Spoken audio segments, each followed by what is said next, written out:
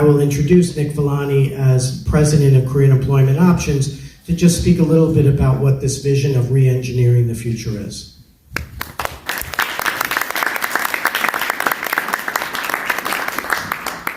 Thank you, Paul. This is one of the few times in my life that I actually wrote a speech. Part of the reason was that I felt that today was so incredibly important to identify what that vision is. We have been blessed in a lot of ways on Long Island to have a pretty rich community. And one of the things that we are starting to see, though, is some real definitive changes in what's going on with the large groups of folks, as well as in the manufacturing and jobs that are available. Before I go any further, I'd like to also welcome everyone today and acknowledge that the Town of Hempstead Deputy Supervisor, I want to thank her, and I also want to thank Commissioner Mallette and for his leadership and guidance during these programs. A special thank you to Deputy Commissioner Kurt Rockenweiss, sorry, I got it right this time, and Planner Elizabeth Jason, whose approach to developing new models of service and innovation has created guidance for our staff and brought new ways of thinking towards this project. And of course, a special mention to Dr. Paul Cavanaugh and to Roland Toussaint, who've been working closely with Hempstead Works on these projects. We named this forum, this meeting today, Re-Engineering the Future. And this is quite a task because it's very difficult to understand what the present is right now. We're going through a lot of changes as a society and as a community.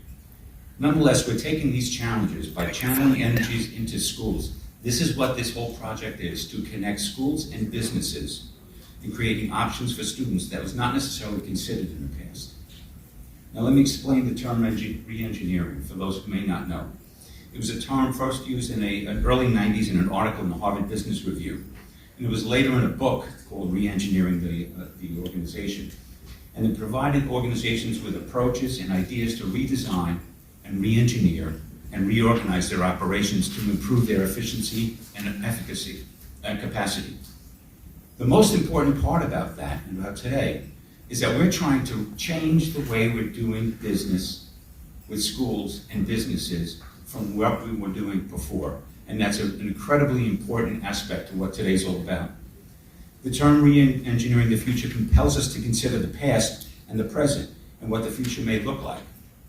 Now, the past and the present are alike, and the opportunities for schools to interface with businesses were very limited. And the reason for that is that until the student left school, they were usually focused primarily on academics, and that was the main goal. The opportunities for guidance and instruction were based upon getting students ready for college. And the reasons for that approach are founded upon the reality that college education would create a more successful outcome in that student's career pursuits. And of course, that still holds true for a lot of students and most students. With the increased cost of post-secondary education, staggering debt, and wage stagnation, this often left students with recreating their college careers years after their college years were done, with a mountain of debt and little insight of what direction to go in. More significantly, there are currently resources available at Hempstead Works to assist those students that are unused and not enabling the young person to have a full scope of available options. That's really critical. So we have these resources and they're not being used. The goal of today was to be able to connect those two things. And then meanwhile, in the business community, in the past they usually have their choice upon what employees that they were going to hire based upon their qualifications and skill sets. Their interface with schools was considered not that important, as the potential employees were considered too young to be considered. They didn't want to necessarily talk to 17-year-olds about getting a job in their company because they knew in another year or so it wasn't going to happen. But much has changed since COVID. And now there's a deep concern resonating within the business community wherein they can't find employees, or worse, can't keep employees. And that's been killing them and killing every small company, even like myself, and large companies. Their need to recreate relationship with schools was now twofold. First, introduce their company to the potential employees upon graduation and to create an awareness of the skills, temperament, and potential career paths for the students as their future employees. Let the students know what they're going to expect. Secondarily, I'm yelling, I'm Italian, this is what we do. Secondarily, enable businesses to communicate with educators on changing the workforce on how best to prepare their students. So businesses are talking to schools, thank you. It's going to create a dialogue that, geometry is important, all those things are important, but there should be a certain section that enables these students to make better choices when they leave, rather than necessarily trying to become a game person or a gamer, whatever it is, that thing that they do, or an influencer. That's even worse. The reason we are here today is to re-engineer the future that would change the relationship between schools and businesses, to enable students to have a resource such as Hempstead Works that would provide information, training, and opportunities. It is my belief that you will find today useful and foster the relationship between businesses and schools. I would like to establish that the primary reasons that we are here today is 1, create a forum through school business partnerships for businesses and schools to communicate. If you're not in the same room, or at least online with one another, you can't talk. And you're not going to be able to find the answers to your questions and the solutions that we all need during this very difficult time. Number 2 is to enable students to have the opportunity to tour businesses and have a visual experience and with different businesses and the opportunities they may offer. That is very critical.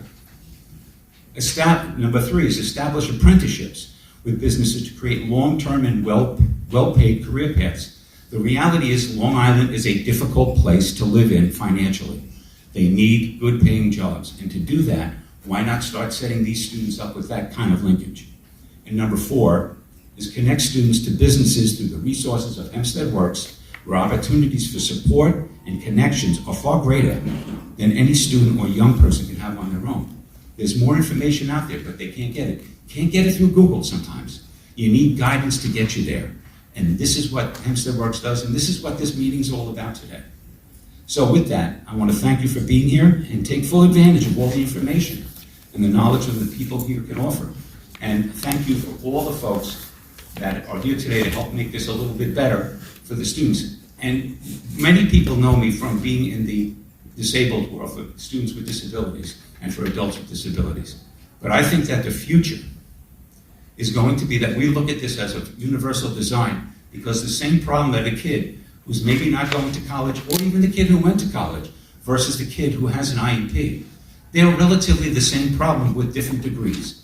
And if we approach this thing as a universal design in the future, I think that could change the outcomes for so many kids that were not necessarily going to get that opportunity in the current system. So we're going to reinvent or re-engineer the future. And thank you.